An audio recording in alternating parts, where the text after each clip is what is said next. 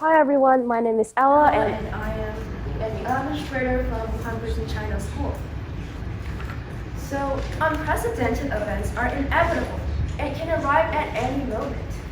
You might be walking into the shower room exhausted at night and realizing there's no hot water available. Or you may discover that your research paper submitted is approved by a science fair and will get published soon.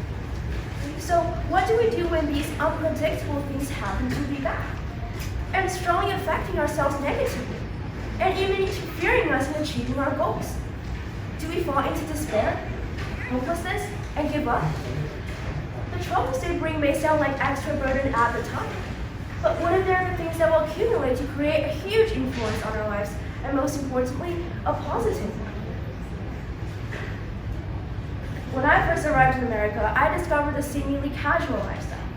And later on, I realized that it was because of freedom of expression, speech, and book. From a very young age, I learned about American culture through Hollywood movies, shows like Bill Up Charlie, Hannah Montana, and Friends. Very classic shows, I know. And of course, songs from singers like Taylor Swift, Justin Bieber, etc. So as you can tell, I perceived American culture by looking at its cover, but never really delved deep into the society and see it from a multidimensional perspective until I physically lived there. And yes, the chapters in the book were much more factual and eye-opening than the cover.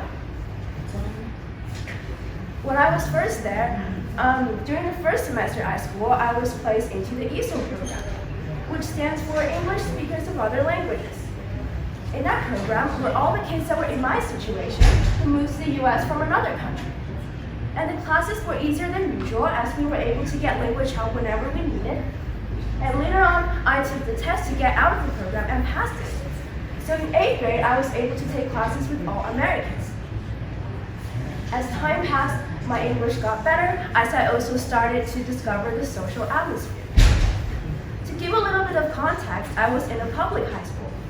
So it was a relatively very diverse but also rich community. You know, there were privileged white people living in big houses as well as others living in apartments. There were also disabled students. Similarly, there were people that were well educated and respectful and some that weren't. So gradually my friends from other countries moved back. So my social circle started shifting towards new people. There were a lot of people that supported me throughout my journey, but a lot of the times I still felt despair, sadness, and loneliness. I realized that those downtimes were resulting from the differences I felt when I compared myself with others around me. I was different. So different that I felt left behind when everyone else was running around playing soccer during PE class.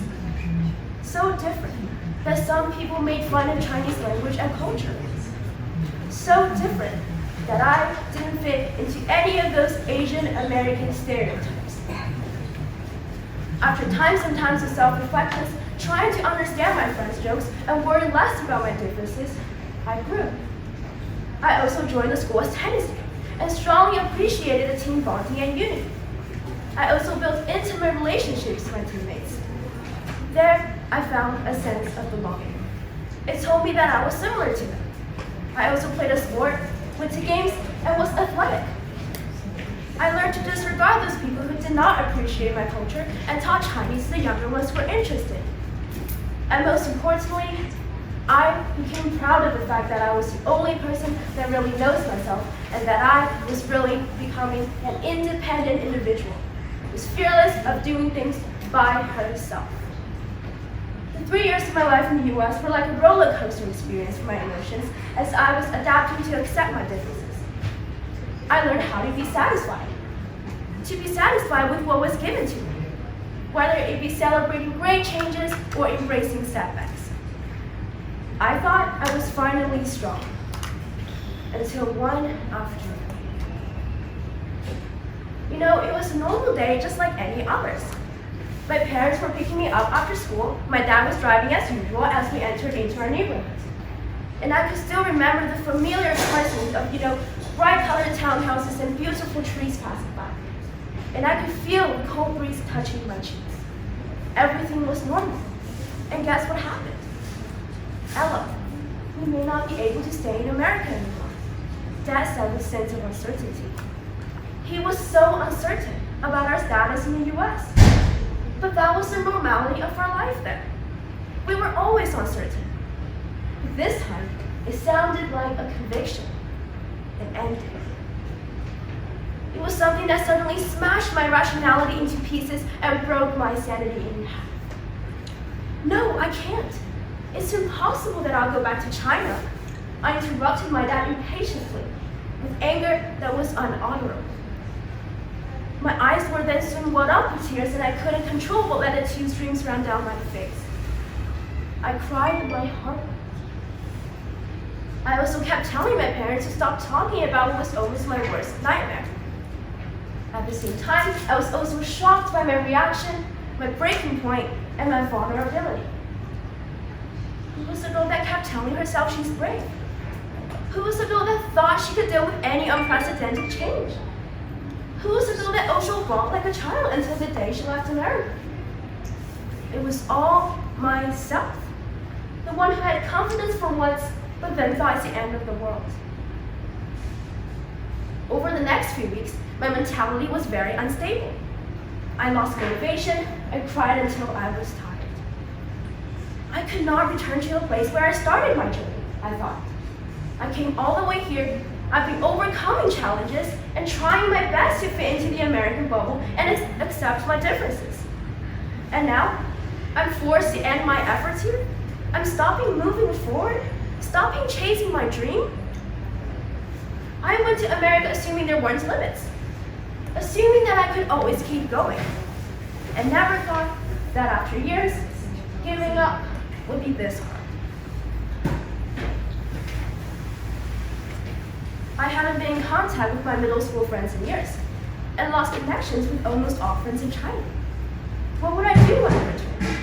How would I fit into this theoretically more familiar but unrecognizable city, Wuhan?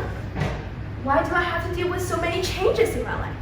Why can't I just stay at one school for my entire high school career, just like others?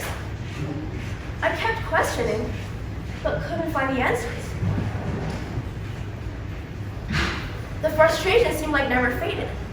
I thought I've got everything figured out, like how I would spend my next 2 years in the US and how I would graduate high school with my friends and even apply to colleges together. I had a routine and settled life, and saw my future on that path. But now, everything's interrupted by this sudden change. I cannot imagine myself starting a new life filled with energy. So, I made the most out of the few months I had in a place I would still call home, Montgomery, Ohio. And yes, after months and months of talking to myself, I know it's a really long time, I finally accepted the reality and regained confidence. And where does the strength come from? I think this was the strength, the power of youth, the energy we obtained from the eagerness of becoming strong again. I was thrilled to turn the negativity to positivity, the defeat to opportunity, and finally, the collapse to rebirth. When I was dealing with the cultural differences over the years, I thought it was the hardest challenge ever. But little did I know that there would be more and bigger challenges waiting before me. I realized that overcoming one is preparing me to encounter another. And this resilient power is what rebirth gifted me. Only through metamorphosis do caterpillars become butterflies. Only through rebirth does Wuhan become the strongest city. And only through challenges, do I become a better self. Thank you.